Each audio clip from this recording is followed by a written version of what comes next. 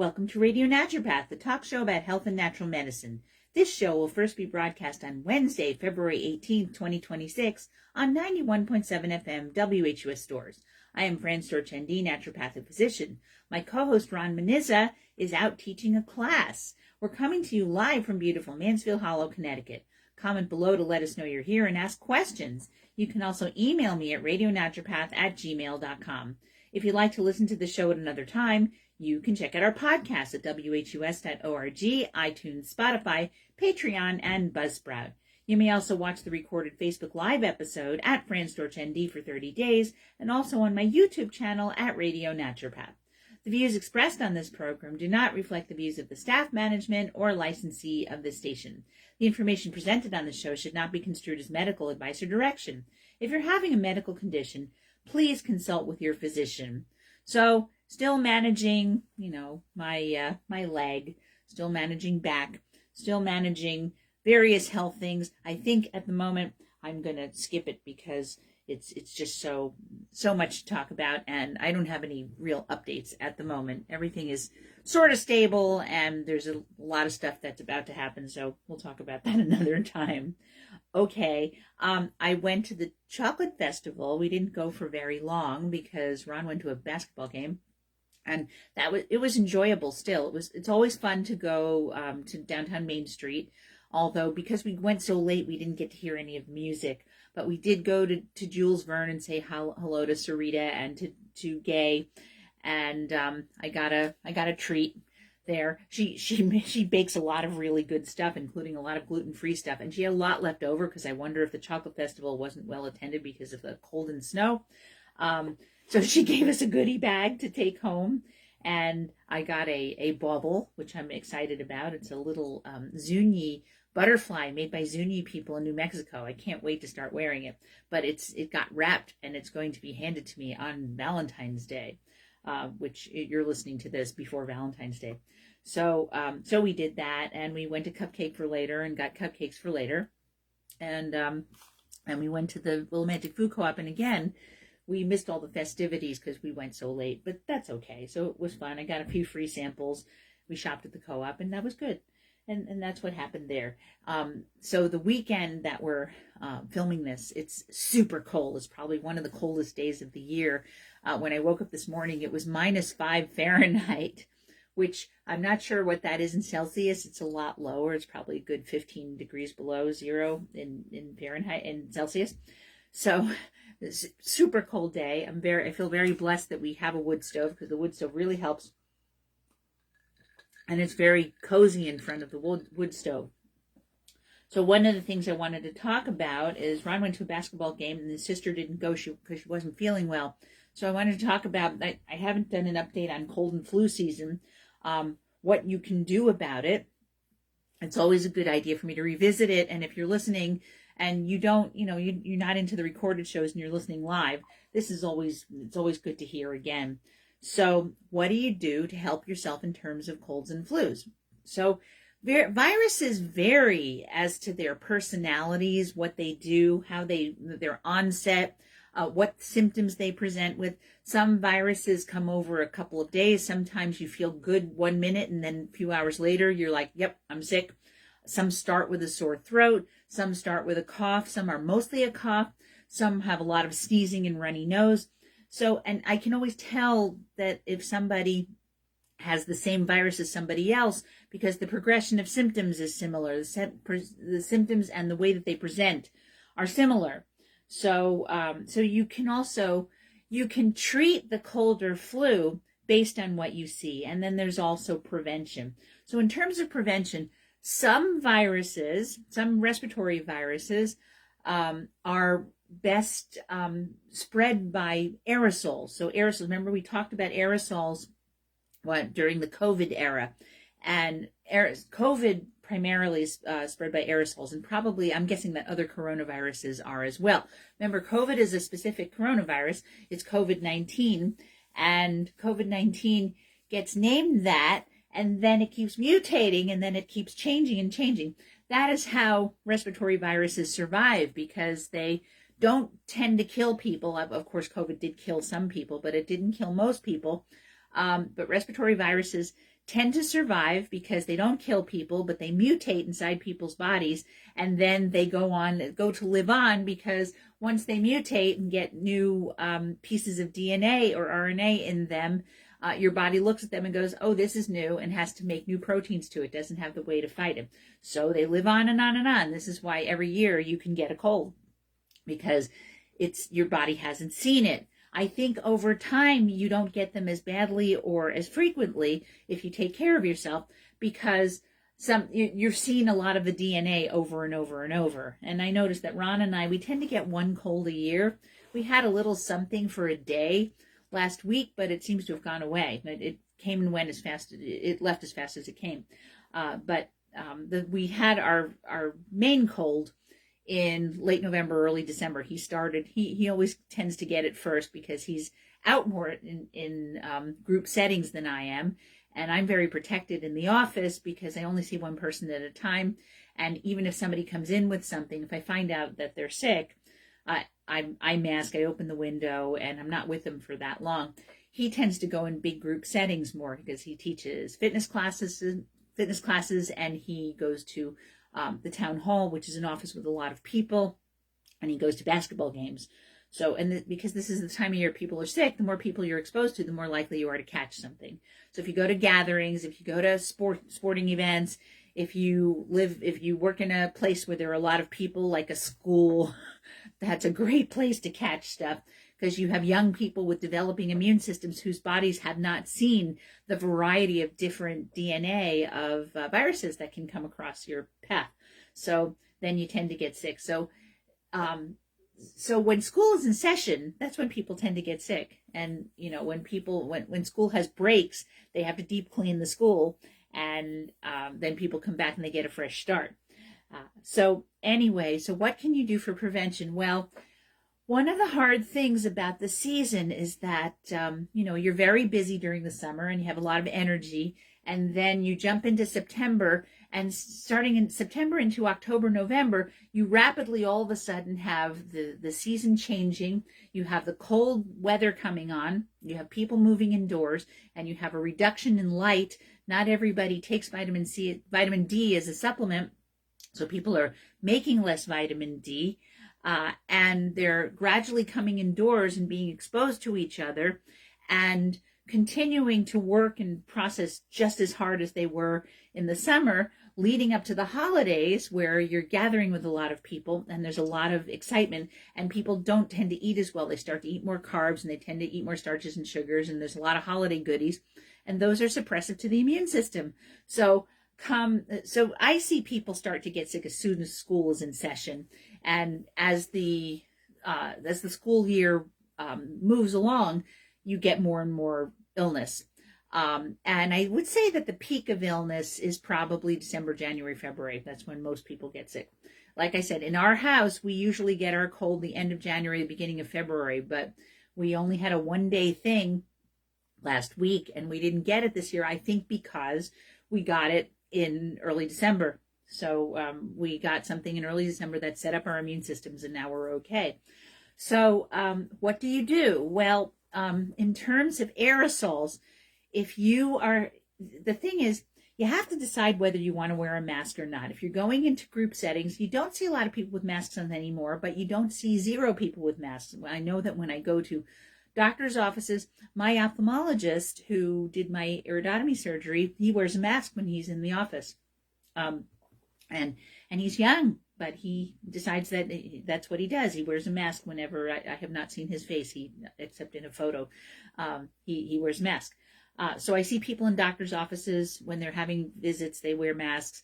I see some of my patients come in wearing masks, not all, most of them not, but some of them do. I don't mask in the office. If a patient comes in and they are masked, I ask them if they would like me to mask, and overwhelmingly they say no. If I'm concerned, if somebody comes in and they're actually sick and they're not too sick, and I decide that I do want to see them, I will put a mask on. I'll put a mask on them, and I'll crack the window. So if the illness is spread by aerosols, then the deal is less exposure. Wear a mask if you feel comfortable doing that, because masks do reduce your exposure to an extent, not 100%, but they help. and get ventilation going. We were talking about luften, which is the idea of burping the house, where you go around and open all the windows regardless of the time of year and getting some fresh air going. Well, if you have fresh air going through, you're less likely to have it. You're going to reduce the volume of virus that's in the air. So you're going to get fresh air coming in and stale air going out. And so you're just diluting the virus. That's what you're doing. Another cool thing to do that may be helpful is you can, if you're in a place where it's appropriate, certainly in your home it's fine, and in an office setting, if people are okay with it, you can use a diffuser with antimicrobial essential oils, and they're going to help to an extent. So things that can help to disinfect the air would be essential oils like pine, thyme, mints, eucalyptus, things with strong tea tree oil, things like that. You can put them in a diffuser and diffuse them into the air, and they help to make the air smell nice and fresh, and it will help to an extent to disinfect the air. Not 100%, but it can be helpful. And then if you can open a window, that's a good thing too. And when I'm in my office, my personal office, when I'm seeing patients this time of year, even though it's cold out, the sun is coming in from a southwest angle, and my office faces south. So the sun comes in at this angle right into my room, and even if it's a cold day, my room gets very warm when the sun is at its peak, and then when it goes down, it cools off. So I crack a window if I can, and I'll crack a window until I feel cold, or a patient says, "Oh, it's freezing in here." So so if it's a sunny day, I'm going to crack a window regardless of the temperature. If we have blasting air conditioning, then I won't crack the window. But if it's any kind of a day where it's a temperature where we can stand to have the fresh air, and it doesn't, even in the winter, if it doesn't get too cold, I crack a window. So opening windows, if the illness is aerosol borne, it will help to reduce the dilution, increase the dilution, or reduce the concentration of virus that is in the air. So COVID in particular was spread by aerosols. Measles also is spread, but mostly by aerosols. It's not so much spread by fomites. Fomite means that the virus gets onto a surface. So if people cough or sneeze into their mouth and touch a surface, the virus is going to sit on the surface. And then you come along and you touch the surface, and then you touch your face or mouth, and now you can get the virus.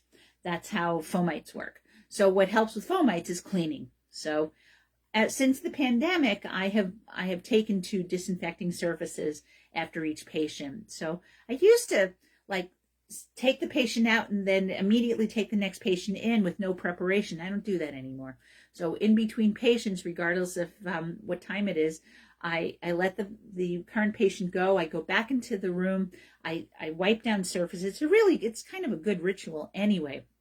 I wipe down surfaces, and then I take out the next chart and put it up on the computer, get it all ready, and then I go back in. That's a good thing to do, to have a little bit of space between each patient. But cleaning down the surfaces, even if I clean it with just soap and water, that's a good ritual anyway. You're just preparing the space for the next person.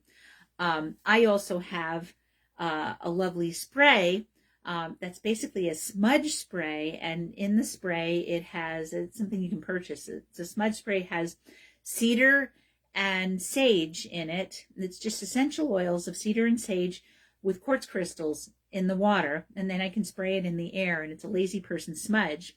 So, I mean, you could burn a smudge stick, which has some combination of either cedar, sage, juniper, sweetgrass, and could add any one or two or more of those herbs.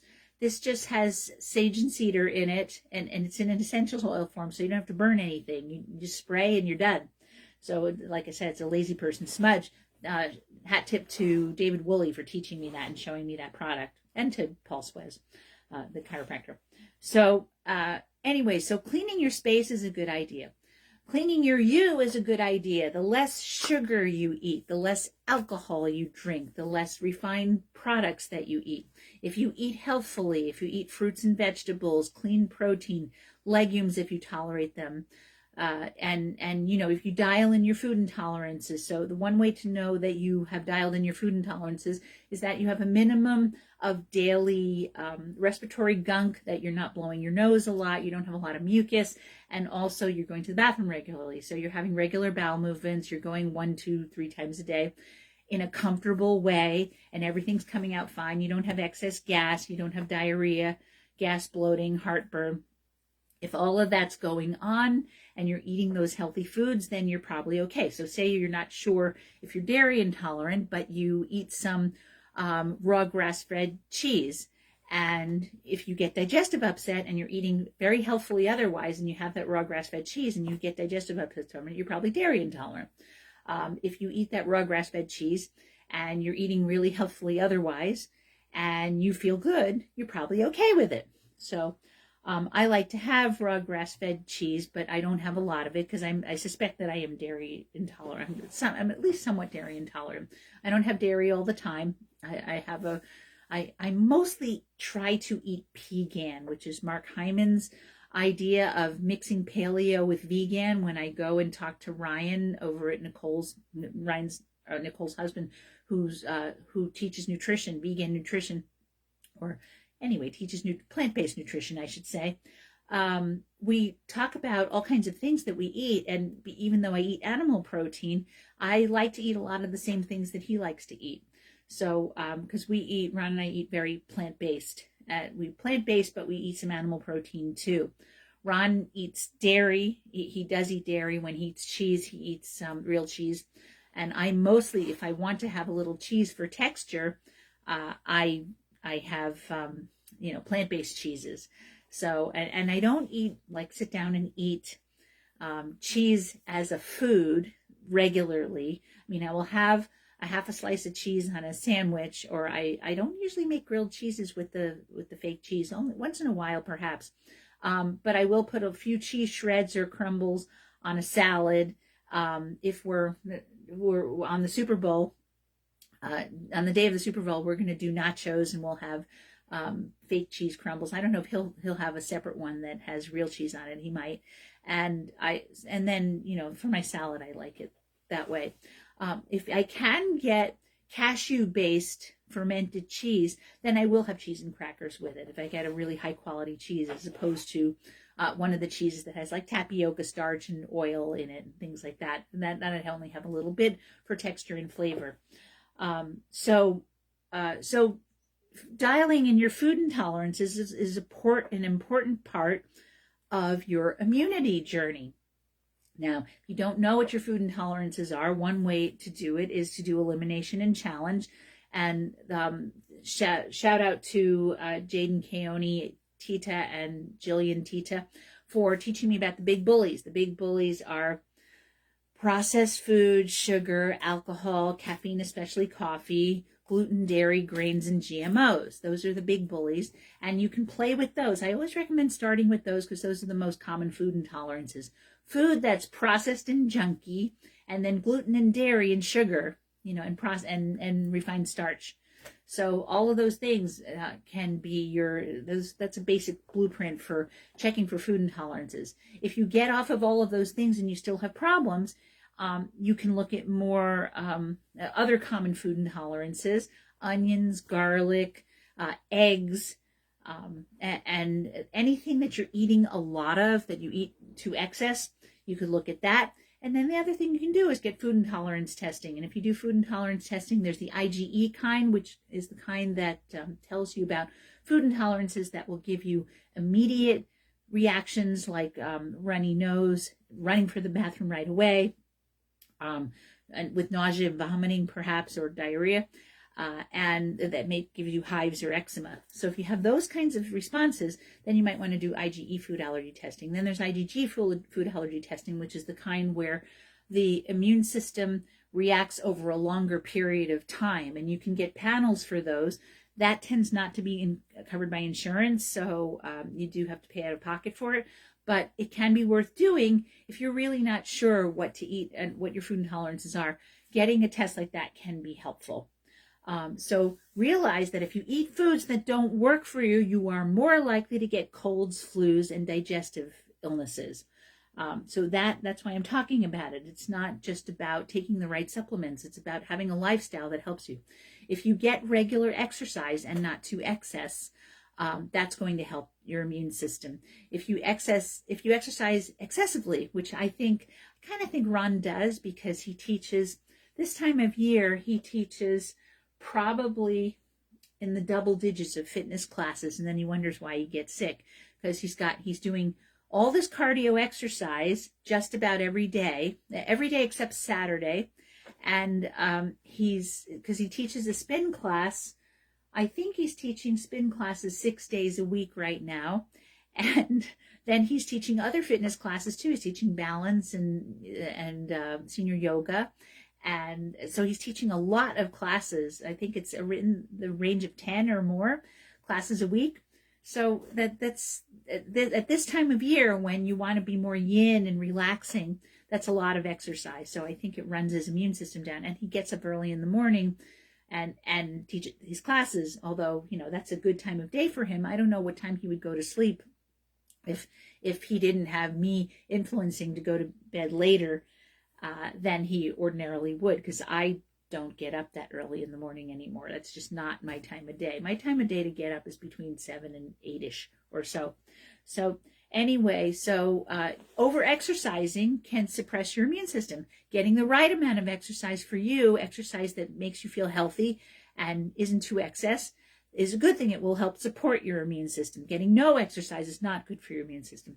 Remember that exercise isn't just about maintaining weight. Exercise is about building muscle, creating balance. It's about detoxification, and it is about stimulating your immune system, and it's about getting circulation going through all of your organs, including the organs of detoxification, such as your liver and your kidneys, and exercising your blood vessels as well so that they stay supple and you're less likely to have high blood pressure and cardiovascular disease in general. When you get regular cardio exercise, it's what's called a positive inotrope. And what that means, it's something that makes your heart more efficient. And when your heart is more efficient, with each beat, you pump out more blood. So your heart doesn't have to beat as many times, and your resting pulse rate goes down. And when your resting pulse rate goes down, your heart beats less times in a day, which, guess what? It extends the life of your heart. So positive inotropes are good things. And basic exercise is a positive inotrope. So getting resistance training is good for you as well, because you're building muscle mass.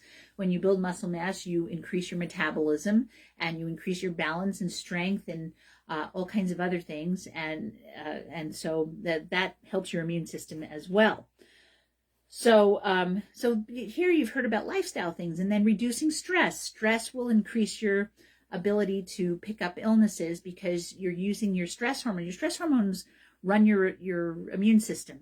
So when you are resting, your stress hormones, your adrenaline and your epinephrine, norepinephrine, run your immune system.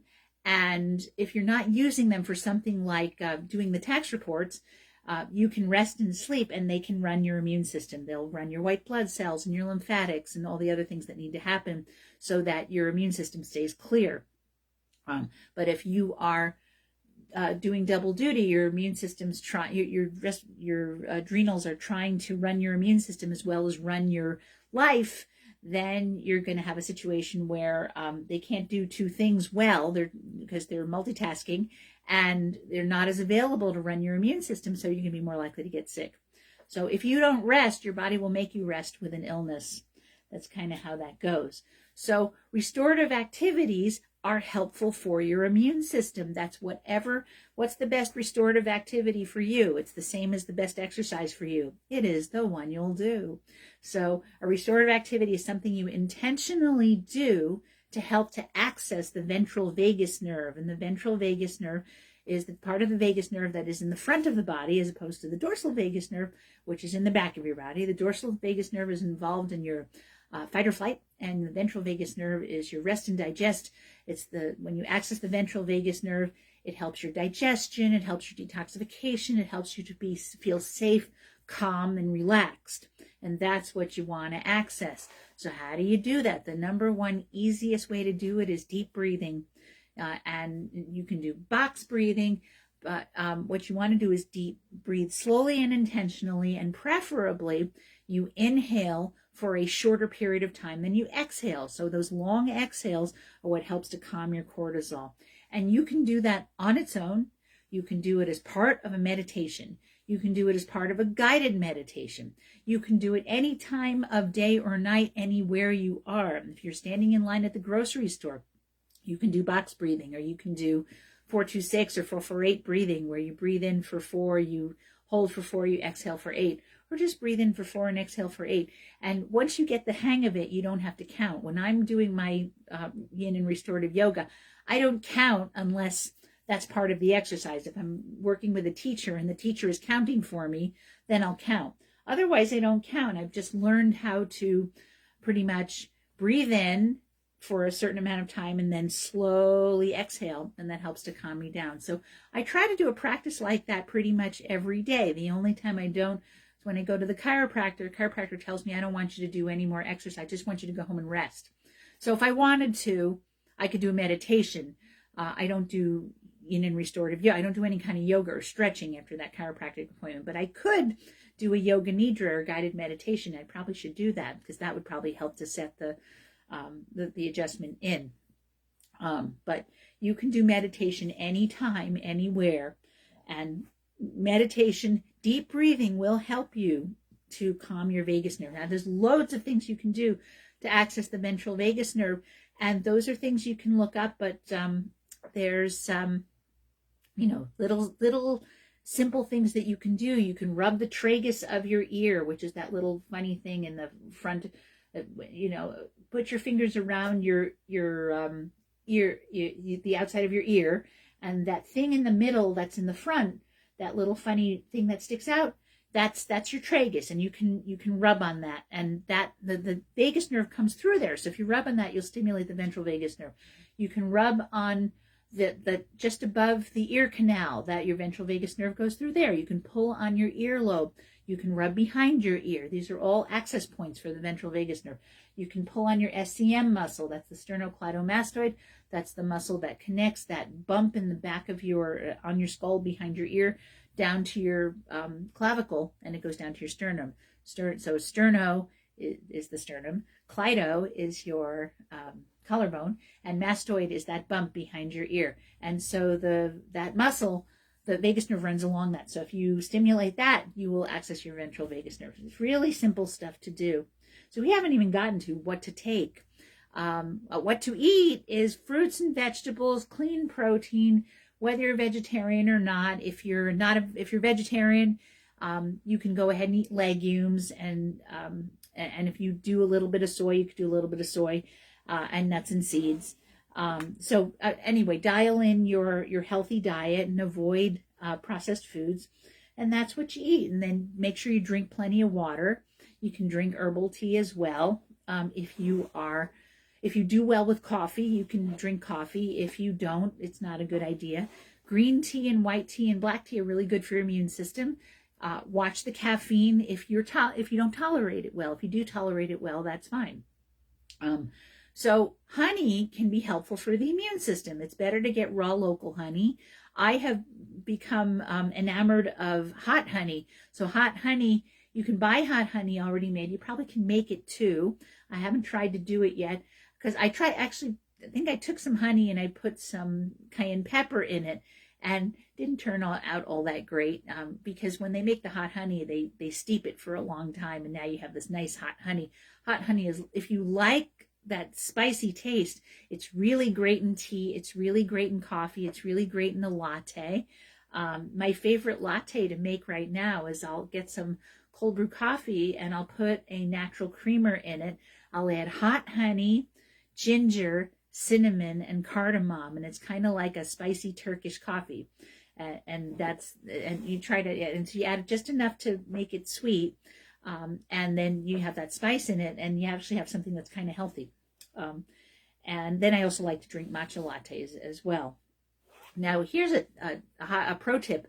It sounded good online, so I ordered vanilla flavored matcha online.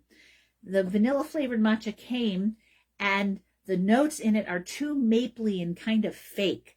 I'm not going to do that again. I'm going to go through this matcha, this vanilla matcha, and then when I'm done, I'm going to get plain matcha from the co-op. And if I want it to be vanilla, I'm going to add real vanilla extract because it tastes like real vanilla as opposed to whatever they put in this matcha. And it's not overpowering. So I like to have cinnamon and vanilla in my matcha, but real vanilla extract, that would be my tip to the wise. And in my latte, I don't do dairy for my latte, so I'm doing some kind of healthy dairy alternative. And I think it's better to do a dairy alternative with fat in it because it brings out the flavor of the matcha. Not everybody likes matcha. I happen to love it. That's why I think I was Asian in a past life.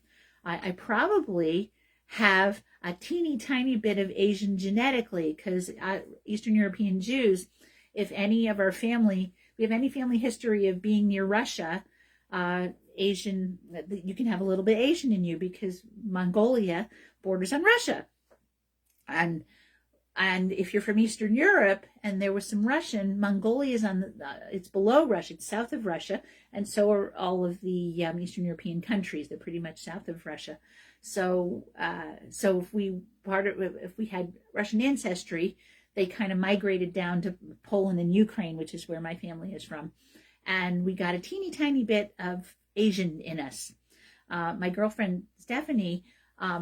If you look at her, she looks like she's a little bit Asian. We joke that she looks like Lucy Liu, and she's Eastern European Jewish, and I think both her parents are of Russian ancestry, so she probably quite likely has some Asian descent.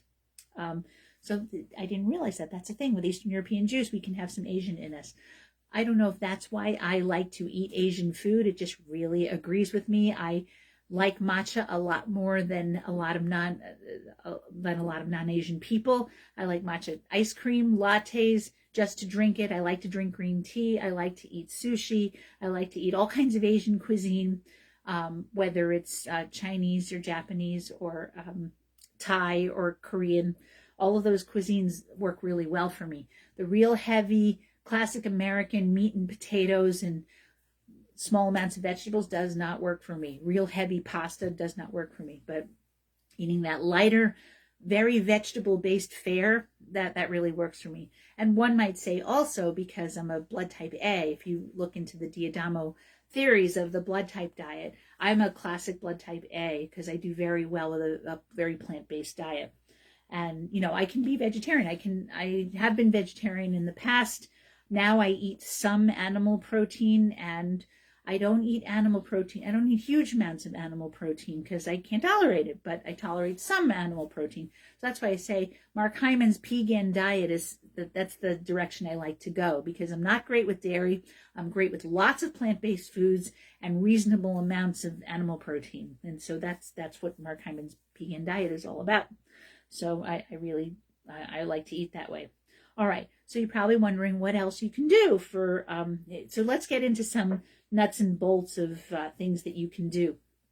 We said rest, reduce sugar and alcohol, mask if you're comfortable doing that. Let's talk about neti-pots. So the neti-pot, if you're actually sick and the sickness is focused in your nose, especially if you're having a lot of sneezing and a lot of nasal congestion, if you're home and in a place where you can do it, you know how you get flares of runny nose where you'll get to a point where you're sneezing and you have a lot of congestion coming out. That's a great time to use the neti-pot. So every time that happens, you can use the neti-pot, and your neti-pot, depending on the size of it, most neti-pots hold about a cup of water in them. You add warm water and about a half teaspoon of sea salt. What you do is you add salt to your comfort. By the way, you never don't add salt. You always add salt. Why do you add salt? Because the whole purpose of the neti-pot works osmotically. And if you put plain water in your nose, you will feel like you're drowning. Why do you feel like you're drowning? Because of osmosis. So your nasal cavities have salt in them. They have physiological saline. So if you ever happen to drop snot on your tongue, you'll taste that it tastes salty. You find it tastes salty. Well, guess what? Your fluids in your nose have a level of salt in them. So what is osmosis?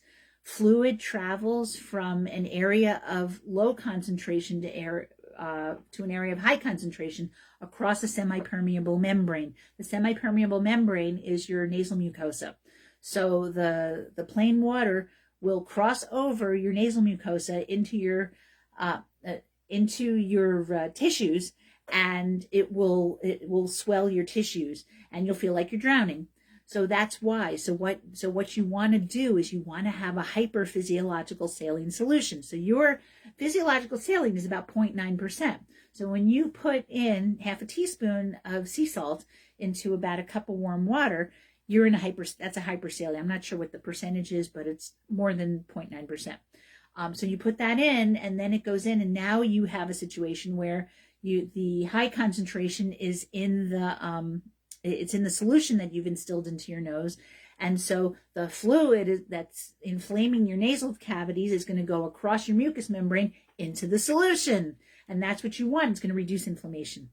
That's sea salt. Sea salt, when you put sea salt on living cells, it doesn't happen when it's on your skin, but in solution, if there's a microbe, it'll kill it. My viruses and bacteria and fungus don't do well in a hypersaline solution. So remember, what lives in the Dead Sea? It's a trick question. Why do you think it's called the Dead Sea? What lives in the Dead Sea? Nothing. So if you put a lot of salt in your nose, it's going to kill whatever's in there. So the viruses that you have going crazy, any bacteria that's growing in there, and fungus, they're all going to die. So if you do a neti-pot every day in the winter, you're going to keep a minimum of microorganisms living in that nose, and you'll be less likely to get sick.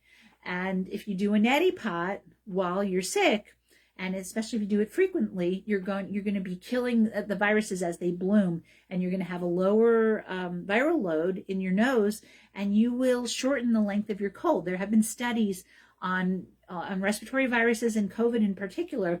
People who did neti-pots were sick for a day or more less than people who didn't. So neti-pots are very useful. If you won't use the neti-pot because you can't stand the idea of pouring the water in one side and out the other, all is not lost. You can do nasal sprays. The thing, if you buy a nasal spray, just a saline nasal spray, they're usually physiological saline. That's really, it'll be helpful to an extent because you're squirting salt water into your nose, but you're not going to get as much of that anti-inflammatory situation, but you will be killing microorganisms that are living in the nose. That's why I like to recommend getting a xylitol-based nasal spray. Keep the xylitol away from the dogs. It's very bad for dogs. But get a xylitol nasal spray, and I would get 2 bottles. What I like to do is I get 2 bottles, and I make half a bottle of that and half a bottle of a mixture of essential oils, and I put that in as well. And then you do your neti-pot, or if you won't do the neti-pot, it's okay. Blow your nose well. And you blow your nose now before you do the neti-pot or a nasal spray. Blow your nose well, and then you do 1 squirt in each nostril. And I would recommend, if you do the neti-pot, then I would do that afterwards to keep the microbial level down. And I do nasal spray, my antimicrobial nasal spray daily as part of my hygiene. It comes along with brushing the teeth. I brush my teeth. After I'm done brushing my teeth, I do nasal spray. And then when you're done with the nasal spray, what do? You gargle. Why do you gargle? Because viruses collect in the nose. If they're respiratory viruses, they collect first in the nose, and they also collect in the back of the throat. So if you gargle every day, there's going to be less stuff that's sticking back there. You're going to be less likely to get things like strep throat or organisms that like the back of the throat. There's some of them like the back of the throat more. Also, if you happen to get a virus where you get postnasal drip, so it's not coming out the front of the nose as much, but it's dripping backwards into your throat, you're going to get an irritated throat, and you're going to get a collection of viruses back there. So if you gargle, that's not going to stick around. And what do you gargle with? You could do just warm water, but it won't work as well as if you do salt water. And salt water with tea tree oil in it is also a good idea. You could also get, even if you got a commercial mouthwash from the drugstore that has essential oils in it, that's fine. There are commercial brands. I'm trying not to mention them because, community radio, but there are commercial brands of mouthwash that have antimicrobial essential oils in them. You can also get health food store brands that have xylitol and a lot of different antimicrobial herbs in them, and you can gargle with those. And again, I do that as part of my hygiene. I swish my mouth for my oral flora, and then I also gargle with it. And so you do the nose first, and then you gargle, because stuff will tend to drip in the back of your throat when you use the Neti-pot or nasal spray, and then you clean it out when you gargle. So Neti-pot and nasal cleansing and gargling is a good idea. Why are steroids not a great idea? Because steroid nasal sprays, they're going to come in with names like fluticasone, mometasone, budesonide. Those make your nose feel better because they're directly anti-inflammatory, but they suppress the immune system in your nose. So the immune system in there is going to be crippled at fighting microorganisms. Also, steroids are catabolic. They break down tissue. So when you're instilling steroid into your nose, you're breaking down the tissue. Therefore, you're breaking down the immune system, and the tissues are going to be more friable. That means they're going to break apart more, and viruses can get in there more easily. So you're actually reducing your immune system by using steroid nasal sprays. So that's why I try to recommend not doing that if you're able, and doing the Neti-pot and doing, antimicrobial nasal sprays. So my favorite nasal spray to buy has grapefruit seed extract and xylitol and salt in it. And then I add essential oils into that. So those are simple things that you can do. The Neti-pot, nasal spray, gargle. If you won't do a nasal spray, there's one more thing to recommend, and that's that you get a cotton swab, and you can stick the cotton swab in salt water and maybe a drop of essential oil like tea tree oil, and you can clean your nose out with that if you'll tolerate that. I've had some people tolerate that better than any of the other things. They're willing to do that. So those are things you can do. And then as far as things you can take, you might want to increase your intake. So you can do this with foods. You can eat high vitamin C foods like citrus and strawberries and peppers this time of year, and you can squeeze lemon into your water. You can also take things with vitamin A in it. Your vitamin D level is important. I like to see vitamin D levels at least in the 50s. If you're not in the 50s, you probably need to take something. In Connecticut, it's very hard to get your vitamin D level up because most of the year the sun isn't high enough in the sky for us to make adequate vitamin D. So I test people's vitamin D level, and the vitamin D level tends to be low. And so you want to make sure that vitamin D level is adequate. Vitamin D is so important for so many systems in your body, including your immune system. In fact, you can take extra vitamin D when you're sick, and you have to talk to your practitioner about how much that might be. Personally, I take, 2,000 to 4,000, sometimes 6,000 IU of vitamin D a day. I take it in a liquid. It's very economical that way. And you want the vitamin D to be, if you're going to take a liquid, it should be in fat. If you're taking a pill, you want to take it with some fat because it is a fat-soluble vitamin. So the vitamin D I get in the liquid is either an MCT oil, which is extract of coconut, or the one I'm taking now is an olive oil. So I'll do either of those. Vitamin C, you want to make sure you're getting on board. You can take vitamin C in pills. If you take it in pills, it's a good idea to take it with bioflavonoids in it. It could have acerola cherry or camu in it as well. But the bioflavonoids, citrus bioflavonoids that have hesperidin and rutin, are also wonderfully anti-inflammatory. And vitamin C and bioflavonoids are strengthening to your mucous membranes. So they'll help they'll help the mucous membranes be more impervious to anything that's going to try to enter it. Vitamin E is a good idea too. You can get vitamin E by eating nuts and seeds. If you're going to take vitamin E, it's a good idea to take it with mixed tocotrienols. You can take nattotocotrienols or vitamin E with tocotrienols. I do not recommend I never recommend D-L-alpha tocopherol because it's synthetic. Plain D-alpha tocopherol is not a good idea because it actually can wind up being oxidative. It is an antioxidant, but it'll pull its oxidation from other antioxidants. So tocotrienols, when you get the tocotrienols on board, they don't do that. So that's kind of what you need. Then zinc, you're going to get zinc from eating animal protein, because it's in skin, it's in your skin, so it's an animal protein, muscle fibers and stuff like that. But you'll also get zinc from eating nuts and seeds, and you can take zinc. And I like to tell people to take copper as well. Although I tested my zinc and my copper, I don't take extra copper, and I take a zinc pill every day, about 22 milligrams a day, and my copper's fine. So your zinc copper balance can go off if you overdo zinc, but zinc is something that can fight viruses. If it's cold and flu season, you tend to get sick a lot. I would probably also add in quercetin.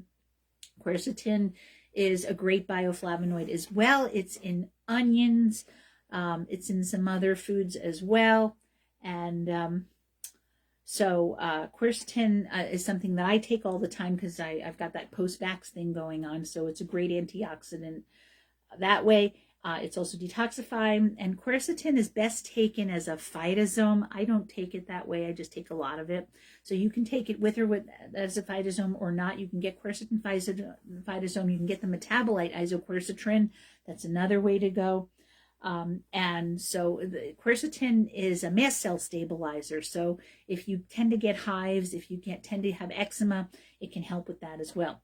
Fish oil is a great thing to take. If you're fish oil, essential fatty acids are necessary for your immune system, in part because they're part of all of the cell membranes in your body. So if you want to make good blood cells, you're going to you need to have good essential fatty acids on board. And if you're low in those, you can take fish oil, and fish oil will help with that. And the omega-3 fatty acids, they support your PGE1 and PGE3 series, these prostaglandin series, and those prostaglandins are anti-inflammatory.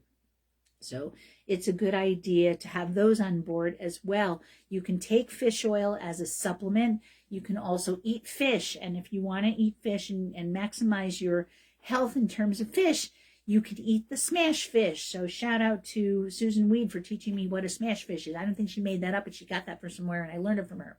So smash fish, they can be fish that are smashed. So, I mean, if you're having salmon and smashed up, that's all right. But that's not what SMASH is. SMASH is an acronym. And SMASH is an acronym for salmon, mackerel, anchovies, sardines, and herring. And what do those foods have in common? What they have in common is they're high in omega-3 fatty acids, and they're low in mercury. And the reason they're low in mercury is, like in the case of salmon, they don't spend a lot of time in the ocean, so they don't have time to bioaccumulate mercury. And the rest of the fish are small. So again, they do live in cold water oceans, but they're small. So again, they don't have time to bioaccumulate mercury. So they're high in essential fatty acids and they're low in mercury. So salmon is the one that's most palatable to most people. I'm not a mackerel fan. But I'll eat those four. I'll eat salmon, anchovy. I like anchovies. We had vegan pizza, not vegan. We had gluten and dairy free pizza. We did have pepperoni on it last night, and I put anchovies on mine. And Ron said, "Keep those away from me." But I enjoy the anchovies because as an Eastern European Jew, I grew up eating smoked fish, so I enjoy pretty much any kind of smoked fish. So anchovies falls into that. So I like to eat anchovies. I like to eat herring. I like to eat smoked whitefish and smoked salmon and smoked trout. I like to eat all those things. Those are not great to eat every day because there's some issue with them being oxidative. So I by all means, do not eat them every day, but I'll have them as a treat now and again. But anyway, so smoked fish is a way to go, and you can get lightly smoked salmon. And if you're lazy or you're time strapped, getting fish in tins and cans can be helpful for you. If you're going to get tuna, you can get a brand. Get Chunk Light because it's going to be lower in mercury, and then there are brands that broadcast that they are lower in mercury, so you can get those. If you get salmon, you don't have to worry about it. You can get cans of smoked mussels and trout, and you have to figure out what you like and what you're willing to eat. Not everybody likes to eat tinned fish, and you can eat fish that's not in a tin if you don't mind cooking it, and we do that too. So getting your fish on board. Silver is also helpful antimicrobially. You can take silver orally. I don't generally recommend colloidal silver. If you're a colloidal silver fan because you know it's worked for you forever, have at it. I recommend silver nanoparticles. And why the nanoparticles? Because the nanoparticles have been studied to be antimicrobial, and you can take a lower concentration of them than you do of colloidal silver, and it works at least as well. And silver nanoparticles have been studied to be antimicrobial. They've been studied to be antimicrobial for COVID. So I do, if somebody comes in with COVID, I do recommend that they get the silver.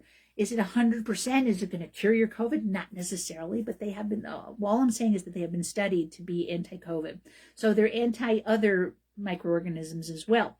So you can take silver nanoparticles orally. You can also gargle with them, and there are silver nanoparticle nasal sprays. So a great nasal spray blend would be to have some essential oils in them, your xylitol, grapefruit seed extract, and salt, and a little fulvic acid for good measure. So I'm going to mix all those together and use that every day. So it keeps my nose clear to make it less likely for me to get sick. So if you know you're going to be out in public, you might want to have that nasal spray and carry it with you. So so I use it definitely in the morning and the evening when I get up in the morning to get rid of whatever's been going on all night. And then, at the end of the day to get rid of whatever's been going on all day. And then if I'm going to be entering into a space that has a lot of people in it, I might want to do it again. The other thing that you can carry with you is antimicrobial throat sprays.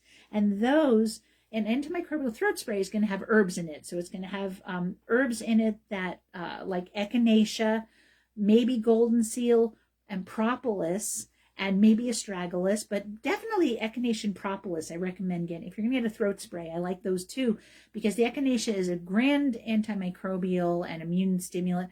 Propolis is a resin.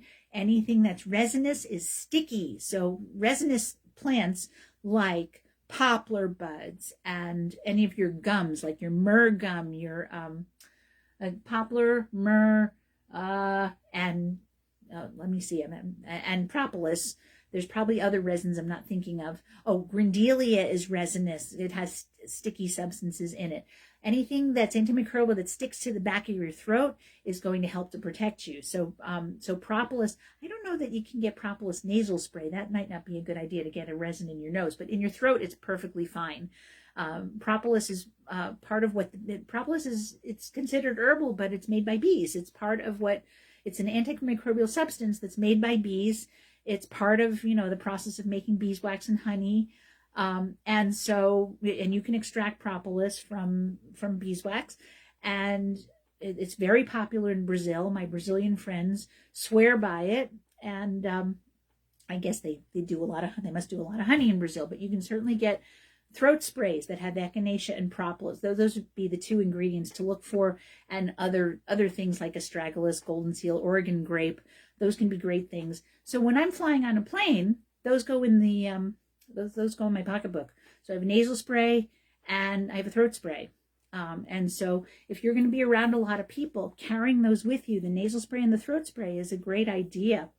And so lots of herbs to take. I take a little bit of elderberry syrup every day, and then more if I actually get sick. I have a combination that has elder and mushrooms and berries and astragalus in it.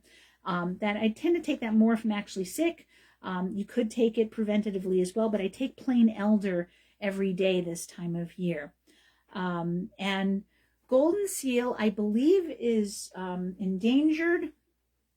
And it has berberines in it. Berberines are they do all kinds of nice things for you. They have GLP-1 elements in them, so they can help with your A1C. They help with your liver health, and they are wonderfully antimicrobial. They kill just about anything. So the golden seal has berberines in it, but because it's endangered, we tend to recommend Oregon grape, which is any of the berberuses, Berberis aquafolia or Mahonia.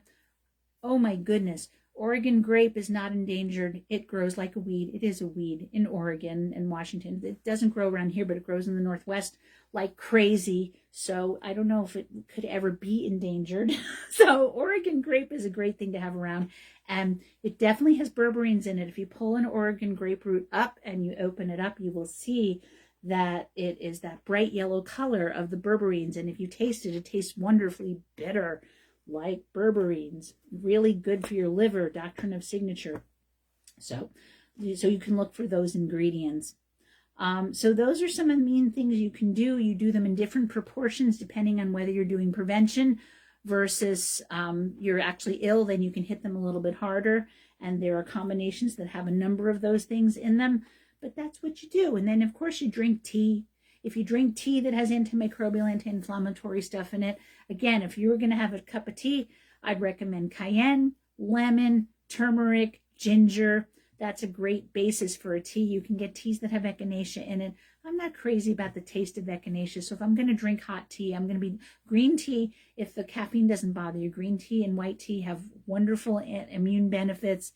But turmeric and ginger, if you want to stay away from, maybe have a cup of green tea and then the rest of the day drink turmeric and ginger tea with cayenne in it. If you'd like to add the hot honey, you can do that as well. Depends on, not everybody tolerates cayenne or spicy. I'm fine with it, so I like to do that. And that's, like I said, the hot honey is my passion right now. So those are all good things to do. So there you go. So these are great things to do. Remember that rest and sleep are very important. Getting good quality sleep is going to be helpful for you. And spending time doing quiet activities is good. And that should help you through your immune system, help your immune system and help you through the cold and flu season. So next time I talk to you, I will talk about GI viruses because there was an uptick in the norovirus. And then I have lots of other things to talk about. But today I thought it was important to do a review on the immune system and what to do in the cold and flu season. Because it's the cold and flu season and people, I didn't talk much about coughs. Maybe I should do that next week as well. All right. So I think I'll do a piece on coughing next week because I didn't really get into what to do about a cough and bronchitis specifically. And there's some more specific things that I didn't discuss today. All right. So I'm going to let you go. You have been listening to Radio Naturopath, the talk show about health and natural medicine. I am Fran Storch, ND, naturopathic physician. You can email me with questions and comments at radionaturopath@gmail.com. If you'd like to listen to this show at another time, you can check out our podcast at whus.org, iTunes, Spotify, Patreon, Buzzsprout, and YouTube. You may also watch the recorded Facebook Live episode at Fran Storch, ND. The views expressed on this program do not reflect the views of the staff, management, or licensee of this station. The information presented on the show should not be construed as medical advice or direction. If you're having a medical condition, please consult with your physician. Thank you for listening to Radio Naturopath, your show where you can learn about the best of science and nature. We'll be back with more Radio Naturopath next week at 91.7 FM, WHUS stores and WHUS.org. Thank you for listening, and I hope your Super Bowl team wins.